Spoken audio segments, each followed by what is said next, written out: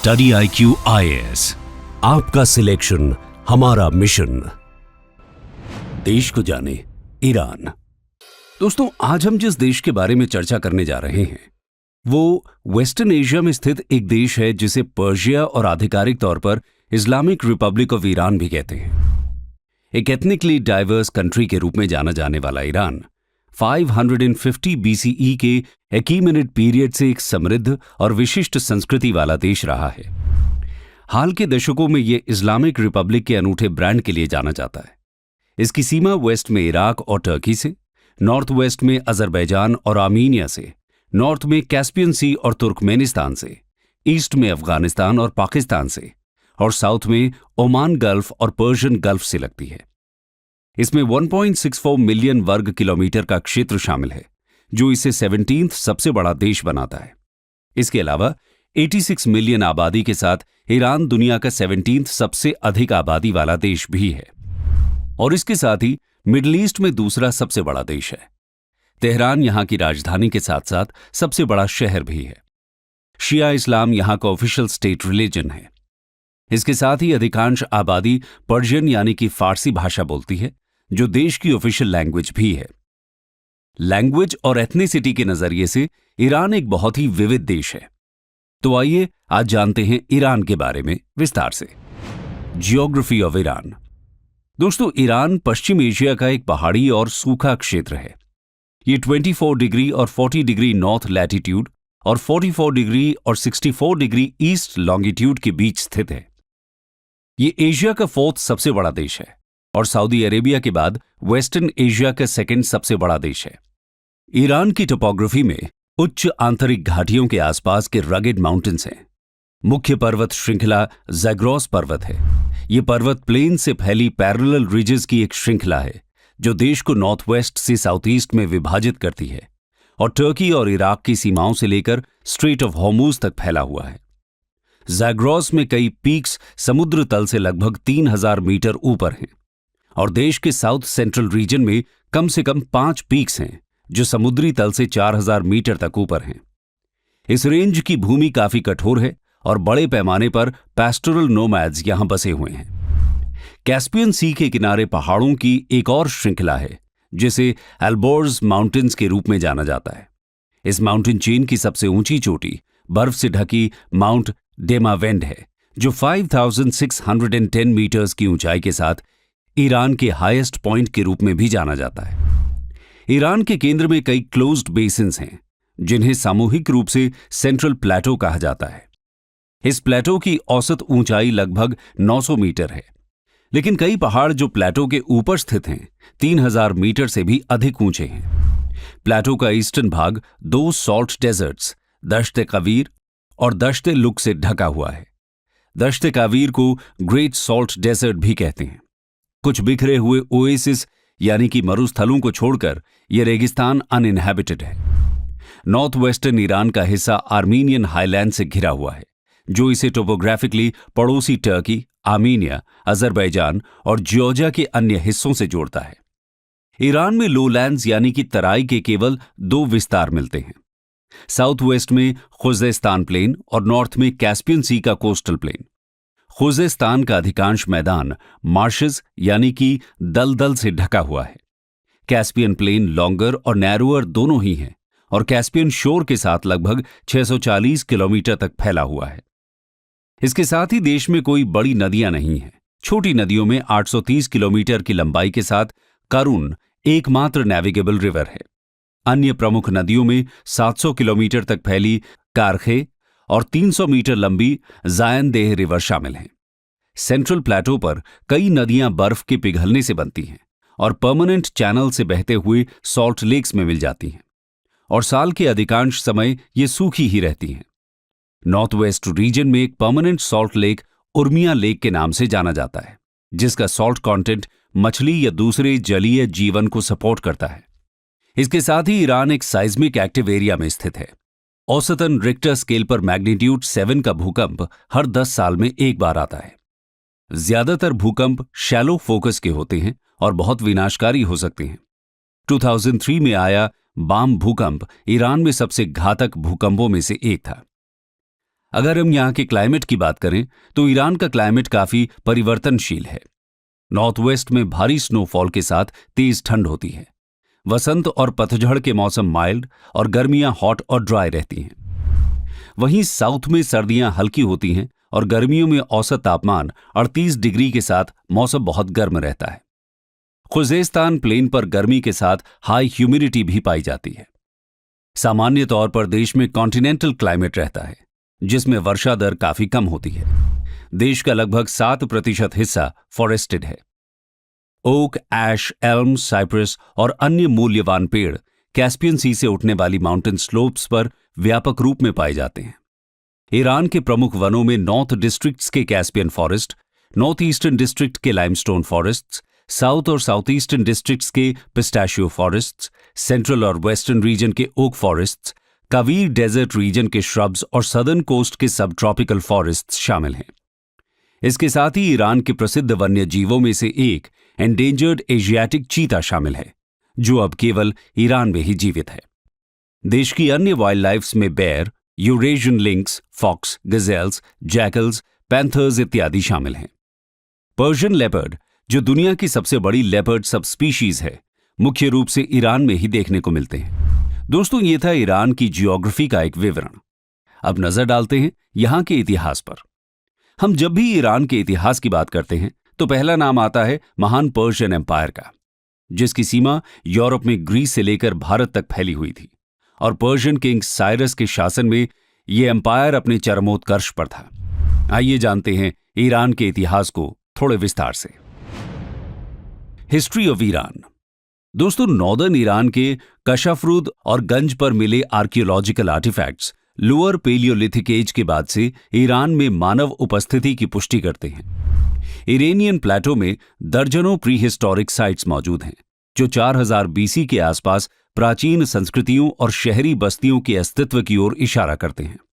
2000 BC के दौरान आधुनिक ईरान की सीमा क्षेत्रों पर मीडियन, पर्शियन और पार्थियन ट्राइब्स का प्रभुत्व होने लगा था। लेट 10th सेंचुरी से लेकर 7th सेंचुरी बीसी के अंत तक इरेनियन पीपल नॉर्थ मेसोपोटामिया में स्थित असीरियन एम्पायर के अंतर्गत थे। 730 बीसी के आसपास इस क्षेत्र में मीडियन ट्राइब्स की यूनिफिकेशन ने मीडियन एम्पायर की नींव रखी और 615 बीसी तक मीडियन एम्पायर ने वर्तमान के ईरान के लगभग पूरे क्षेत्र पर नियंत्रण बना लिया था। इसके बाद 550 बीसी के आसपास साइरस द ग्रेट ने पर्शियन रिवोल्ट के दौरान मीडियन एम्पायर पर कब्जा कर लिया और इस तरह यहां अकीमेनिड एम्पायर की शुरुआत हुई। अकीमेनिड एम्पायर को फर्स्ट पर्शियन एम्पायर के रूप में भी जाना जाता है। इसके उपरांत 4th सेंचुरी बीसी के दौरान अलेक्जेंडर द ग्रेट ने अकीमेनिड एम्पायर पर आक्रमण किया और अंतिम अकीमेनिड सम्राट डेरियस द थर्ड को हराकर इस क्षेत्र पर अपना कब्जा जमाया। इन सभी साम्राज्यों के बाद 2nd सेंचुरी बीसी में पार्थियन एम्पायर ईरान में मुख्य शक्ति बन गया और लगभग 5 शताब्दियों तक एक फ्यूडल मॉनर्की के रूप में इनका साम्राज्य जारी रहा। 224 सीई में पार्थियन एम्पायर को हटाकर ससेनियन एम्पायर का राज शुरू हुआ। ससेनियन एम्पायर की अधिकांश अवधि रोमन पर्शियन वॉर्स में गुजर गई। Roman Persian war Greco Roman और ईरानी साम्राज्य के बीच संघर्ष की एक श्रृंखला थी। इस क्षेत्र में इन युद्धों ने 7वीं शताब्दी में ईरान पर अरब आक्रमण का रास्ता खोल दिया। ससेनियन एम्पायर को शुरू में रशीदुन कैलिफेट यानी खलीफा द्वारा पराजित किया गया था। इसके बाद उमैयद कैलिफेट और अब्बासिद कैलिफेट ने यहां शासन किया। 2 सेंचुरीज के अरब शासन के बाद तहीरिड्स, सफारिड्स, समानिड्स और बुयिड्स जैसे सेमी इंडिपेंडेंट किंगडम्स उभरने लगे। इस दौरान ईरान का फलता फूलता साहित्य, विज्ञान, चिकित्सा और कला ईरान सभ्यता के लिए एक नए युग के निर्माण में प्रमुख तत्व बन गए। इस युग को इस्लामिक गोल्डन एज के रूप में भी जाना जाता है, जो 10वीं और 11वीं शताब्दी तक अपने चरम पर पहुंच गया था। दोस्तों, 1219 से 1221 के दौरान जंगीज खान की मंगोल सेना द्वारा ईरान को विनाशकारी आक्रमण का सामना करना पड़ा। कुछ इतिहासकारों के अनुसार मंगोल हिंसा और लूटपाट ने इरेनियन प्लेटो की 3/4 आबादी को मार डाला था। कुछ दूसरे इतिहासकारों ने यह भी अनुमान लगाया है कि ईरान की आबादी 20वीं शताब्दी के मध्य तक प्री मंगोल लेवल तक नहीं पहुंच पाई थी। इसके बाद 1370 में फिर से एक बार ईरान पर हमला हुआ और इस बार यह हमला किया था तिमूर ने। तिमोरिद एम्पायर की स्थापना की, जो अगले 156 वर्षों तक चला। तिमूर की मृत्यु के बाद इनका कोई वंशज शासन करने के काबिल नहीं था। इसके बाद करीब 1501 में सफाविद डिनेस्टी की शुरुआत हुई। ससेनियन एम्पायर के बाद ईरान की खोई हुई पहचान को सफाविद डिनेस्टी ने पुनर्स्थापित किया। सफाविद शाहों ने इस्लाम के शिया ब्रांच को बढ़ावा दिया। नतीजतन आधुनिक समय में ईरान दुनिया का एकमात्र आधिकारिक शिया राष्ट्र है। एक समय में सफाविद डिनेस्टी दो तरफ से सुन्नी इस्लाम एम्पायर से घिरा हुआ था। एक तरफ था टर्किश ऑटोमन एम्पायर और दूसरी तरफ भारत के मुगल एम्पायर। हालांकि शिया सुन्नी विवादों के कारण ये सभी साम्राज्य आपस में कभी भी साथ नहीं हो पाए। सफाविद एम्पायर और ऑटोमन एम्पायर के बीच सदियों से चल रही प्रतिद्वंद्विता ने कई ऑटोमन इरेनियन वॉर्स को जन्म दिया।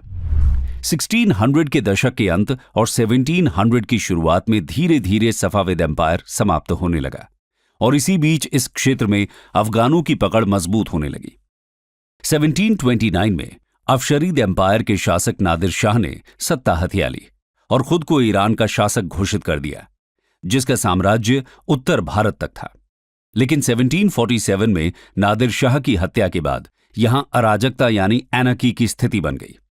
नादिर शाह के सेनापतियों में से एक करीम खान ने 1750 में यहां जांद डिनेस्टी की स्थापना की। 1779 में करीम खान की मृत्यु के बाद इस क्षेत्र में सत्ता के लिए युद्ध और सिविल वॉर की शुरुआत हो गई। इस दौरान आगा मोहम्मद खान का उदय हुआ, जिसने 1794 में कजर वंश की स्थापना की। इस एम्पायर ने 1925 तक ईरान पर राज किया और इसी दौरान उलेमा यानी इस्लाम के विद्वानों को पॉलिटिकल पावर मिला। हालांकि आगा मोहम्मद खान के शासन के अलावा कजर एम्पायर कुशासन की एक सदी के रूप में जाना जाता है। इसी वंश के दौरान ईरान में तेल की खोज हुई। 1908 में पहली बार व्यावसायिक रूप से एक्सप्लॉयटेबल पेट्रोलियम डिपॉजिट्स पाए गए और इसके साथ ही इस क्षेत्र में सोवियत यूनियन और ब्रिटेन के बीच एक पावर प्ले की शुरुआत हुई। हालांकि ब्रिटेन ईरान में सभी तेल को नियंत्रित करने में सफल रहा और वर्ल्ड वॉर I के बाद यहां का पूरा तेल ब्रिटेन द्वारा एक्सप्लोर किया जा रहा था। दोस्तों, कजर वंश का शासन 1921 में हुए एक तख्ता पलट के साथ खत्म हुआ और इसी क्रम में 1925 में इरानियन मिलिट्री ऑफिसर रिजा शाह द्वारा पहलवी डिनेस्टी की शुरुआत हुई। पहलवी डिनेस्टी ईरान का अंतिम शाही राजवंश था, जिसने 1925 से 1979 के बीच 54 वर्षों तक शासन किया। इस शासन के तहत इरानियन स्टेट का आधिकारिक नाम इंपीरियल स्टेट ऑफ पर्शिया था। इसके अलावा 1935 में रिजा शाह ने इस क्षेत्र को पर्शिया के बदले ईरान नाम से संबोधित करने को कहा। सेकेंड वर्ल्ड वॉर के दौरान रिजा शाह और ब्रिटेन के बीच संबंध बिगड़ने लगे और 1941 में ईरान के एंग्लो सोवियत आक्रमण के बाद एलाइड राष्ट्रों द्वारा रिजा शाह को गद्दी छोड़ने पर मजबूर किया जाने लगा। उनके उत्तराधिकारी के रूप में उनके 21 वर्षीय बेटे मोहम्मद रिजा पहलवी इस डिनेस्टी के अंतिम शाह बने। मोहम्मद रिजा के शासन के दौरान देश में डेमोक्रेसी को बढ़ावा मिला और इसी क्रम में 1951 के इलेक्शंस के तहत मोहम्मद मोसादेक को देश का प्राइम मिनिस्टर चुना गया। मोसादेक ने ईरान में मौजूद सभी ऑयल रिसोर्सेज को नेशनलाइज कर दिया और इस वजह से यहां पर ब्रिटेन की मोनोपोली खतरे में पड़ गई। इसी कारण 1953 में ईरानी तख्ता पलट के तहत उन्हें पीएम के पद से हटा दिया गया, जो कि एक एंग्लो अमेरिकन सीक्रेट ऑपरेशन था। इस घटना के बाद शाह मोहम्मद रिजा पहलवी ने पावर को अपने हाथों में कॉन्सेंट्रेट करना शुरू कर दिया और लगभग एक दशक तक अमेरिका और कुछ अन्य विदेशी सरकारों के साथ घनिष्ठ संबंधों में रहा। 1963 में मोहम्मद रिजा ने ईरान में रिफॉर्म लाना शुरू किया, जिसे व्हाइट रेवोल्यूशन के नाम से जाना जाता है। इन रिफॉर्म से देश मॉडर्नाइज होने लगा, जिसके परिणाम स्वरूप आने वाले दशक में high education growth, high economic growth और रैपिड अर्बनाइजेशन देखने को मिला। इन सब रिफॉर्म्स के कारण मोहम्मद रिजा की छवि वेस्टर्न कल्चर के प्रोमोटर के रूप में विकसित होने लगी। आयतुल्लाह रूहुल्लाह खुमैनी, एक कट्टरपंथी मुस्लिम मौलवी, शाह के रिफॉर्म से खुश नहीं थे और इसके विरोध में सार्वजनिक रूप से उनकी निंदा कर रहे थे। इस कार्य के लिए उन्हें गिरफ्तार किया गया और 1964 में जब उन्होंने माफी मांगने से इनकार किया तो अंततः उन्हें देश निकाला दे दिया गया। इसके उपरांत 1973 में तेल की बढ़ती कीमतों के कारण देश में इकोनॉमिक रिसेशन की स्थिति बन गई, जिसके कारण महंगाई दर बढ़ने लगी और बेरोजगारी दर में भी वृद्धि हुई। 1970 के दशक के अंत तक कई लोगों ने शाह के शासन का विरोध करना शुरू कर दिया। इन प्रदर्शनों के बाद मोहम्मद रेजा अमेरिका भाग गए और इसी दौरान फरवरी 1979 को फ्रांस में निर्वासित जीवन बिता रहे धार्मिक नेता आयतुल्ला खुमैनी वापस लौटे और इरानियन रेवोल्यूशन का नेतृत्व किया, जिसने तत्कालीन शाह को सत्ता से बेदखल कर दिया और ईरान के साथ साथ मिडिल ईस्ट की दशा और दिशा बदल दी। इसके साथ ही क्रांति के बाद से आयतुल्ला खुमैनी ईरान के सबसे बड़े नेता बन गए। आइए एक नजर डालते हैं ईरान की राजनीतिक व्यवस्था पर। Polity of Iran. Iran Islamic Republic की राजनीतिक व्यवस्था 1979 के संविधान पर आधारित है।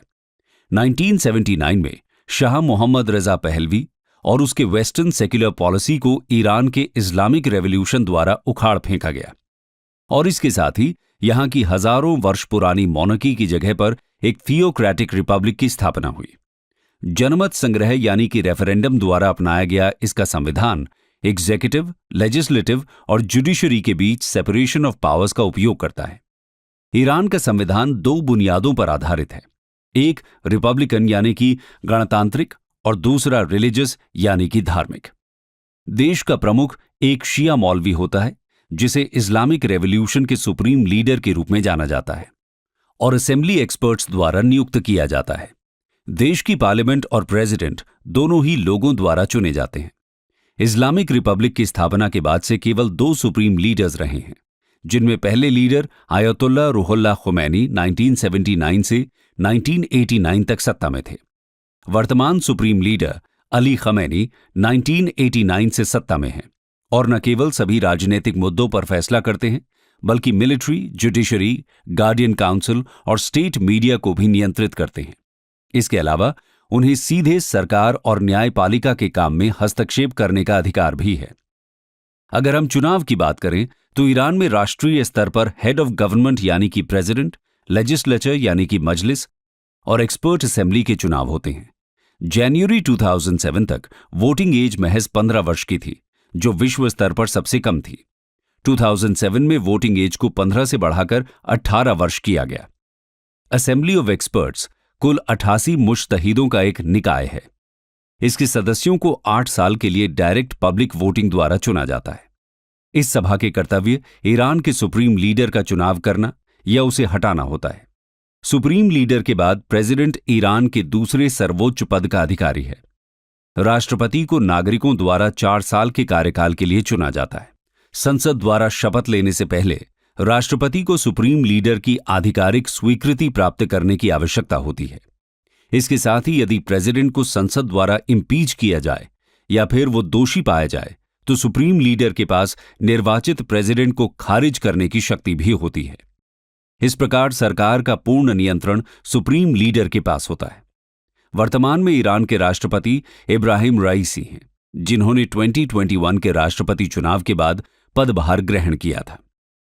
दोस्तों, ईरान के प्रधानमंत्री का कार्यालय 1906 में स्थापित किया गया था और 1989 तक अस्तित्व में रहा। कॉन्स्टिट्यूशनल रेफरेंडम के बाद पीएम के कार्यालय को समाप्त कर दिया गया। मोशीर अल-दौलेह ईरान के पहले और मीर हुसैन मौसवी अंतिम प्रधानमंत्री थे। अगर हम जुडिशरी की बात करें तो यहां की जुडिशरी में एक supreme court, supreme judicial council और लोअर कोर्ट्स शामिल हैं। सुप्रीम लीडर देश की जुडिशरी के प्रमुख की नियुक्ति करता है। चीफ जस्टिस और प्रोसिक्यूटर जनरल को शिया कानून का स्पेशलिस्ट होना अनिवार्य है, जिन्होंने मुज्तहिद का दर्जा प्राप्त किया हो। 1979 के संविधान के तहत सभी जजेस को शरिया कानून पर आधारित फैसले करने होते हैं। Iran IAEA, G15, IMO, Interpol, OPEC, WHO सहित दर्जनों इंटरनेशनल ऑर्गेनाइजेशंस का सदस्य है। वर्तमान में ईरान को वर्ल्ड ट्रेड ऑर्गेनाइजेशन में ऑब्जर्वर कंट्री का दर्जा प्राप्त है। इसके साथ ही 2022 में ईरान शंघाई कोऑपरेशन ऑर्गेनाइजेशन का पूर्ण सदस्य बन चुका है। आइए अब देखते हैं यहां की अर्थव्यवस्था को। Economy of Iran. एक बड़े स्टेट ओन्ड सेक्टर के साथ ईरान की अर्थव्यवस्था एक मिश्रित यानी कि मिक्स्ड इकोनॉमी के रूप में जानी जाती है। परचेसिंग पावर पैरिटी के आधार पर ईरान दुनिया का 21st सबसे बड़ा देश है। दुनिया के 10% और थर्ड लार्जेस्ट तेल भंडार और 15% और सेकेंड लार्जेस्ट नेचुरल गैस भंडार के साथ ये देश एनर्जी सुपर पावर माना जाता है। यहां की करेंसी को इरानियन रियाल के रूप में जाना जाता है। 1979 से पहले ईरान का आर्थिक विकास तेजी से हुआ था। परंपरागत रूप से एक कृषि प्रधान समाज में 1970 के दशक तक महत्वपूर्ण औद्योगिकरण और आर्थिक आधुनिकीकरण हुए। हालांकि 1978 के दौरान ईरान रेवोल्यूशन के कारण विकास की यह गति काफी धीमी हो गई।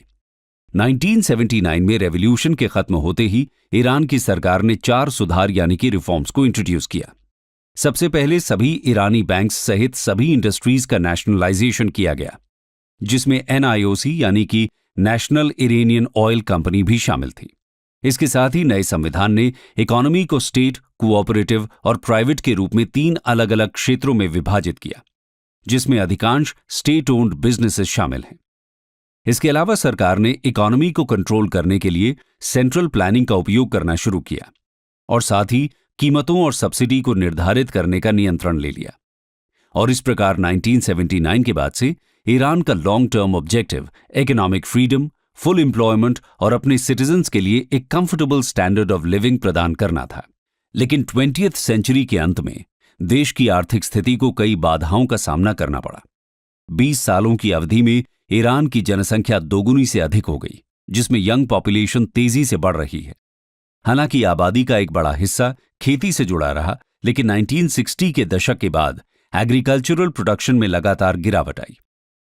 1990 के दशक के अंत तक ईरान एक प्रमुख फूड इंपोर्टर बन चुका था और ग्रामीण इलाकों में आर्थिक कठिनाइयों ने बड़ी संख्या में लोगों को शहरों की ओर पलायन करने के लिए प्रेरित किया। 1979 में हुए रिफॉर्म्स और नेशनलाइजेशन और इसके साथ ईरान इराक युद्ध की वजह से ईरान की 80% से अधिक अर्थव्यवस्था सरकार के नियंत्रण में आ गई। सरकार ने देश की telecommunication, transport, manufacturing, health care, education और एनर्जी इंफ्रास्ट्रक्चर को विकसित करने की कोशिश की और इसके साथ ही पड़ोसी देशों के साथ अपने ट्रांसपोर्ट और कम्युनिकेशन को इंटीग्रेट करने की प्रक्रिया भी शुरू की। यहां के मुख्य इंडस्ट्रीज में petroleum, petrochemicals, fertilisers, electronics, power, telecom, construction material, vegetable oil production इत्यादि शामिल हैं। दोस्तों, ईरान की अर्थव्यवस्था की एक अनूठी विशेषता बोनयार्ड्स नामक एक बड़ी धार्मिक नींव की उपस्थिति भी है। बोनयार्ड्स ईरान में एक चैरिटेबल ट्रस्ट है जो देश के नॉन पेट्रोलियम इकोनॉमी में एक प्रमुख भूमिका निभाते हैं और ईरान के GDP का लगभग 20% नियंत्रित करते हैं। तो दोस्तों, आज हमने ईरान के बारे में कई तथ्यों को जाना। अगर आप भी इस देश से जुड़े ऐसे कोई तथ्य जानते हैं तो नीचे कमेंट सेक्शन में हमारे साथ साझा जरूर करें। स्टडी IQ IAS, आपका सिलेक्शन हमारा मिशन।